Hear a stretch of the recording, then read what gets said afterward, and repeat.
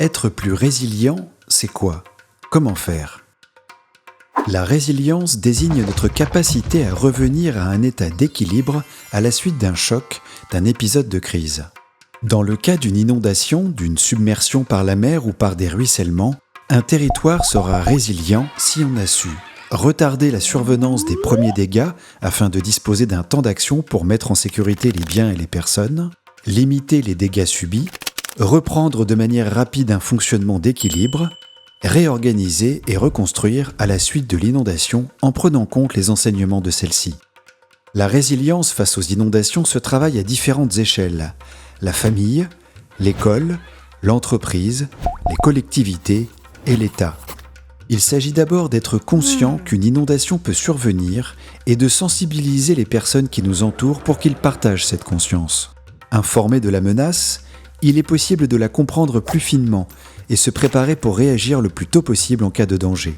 Une fois le risque connu, compris et surveillé, nous pouvons décider d'adapter nos biens et nos activités afin de subir le moins de dommages possible en cas d'inondation. Pour assurer une réponse efficace, sauver des vies et éviter des drames lors de la crise, un plan de gestion de la crise est nécessaire. Conçu de façon concertée et diffusé à l'ensemble des acteurs, il doit être mis en pratique régulièrement par le biais d'exercices.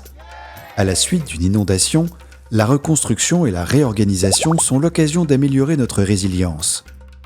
De façon concrète, pour un particulier, une famille, il s'agit de s'informer en mairie sur l'exposition aux inondations de son habitat, de son lieu de travail. On peut être exposé à différents types d'inondations. N'hésitez pas à regarder le clip « Les différents types d'inondations » de cette série.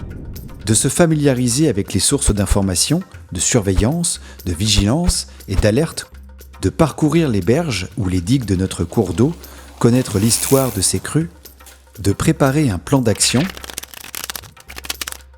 en incluant les personnes de notre entourage, d'adapter son assurance multirisque habitation aux conséquences propres à une inondation, le cas échéant, d'adapter son logement, se ménager une zone de repli, de préparer un kit d'urgence facilement accessible et enfin de s'entourer en incluant famille et amis dans cette réflexion et en construisant ainsi les conditions de la solidarité.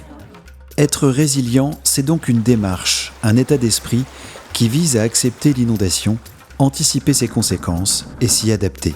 C'est futé.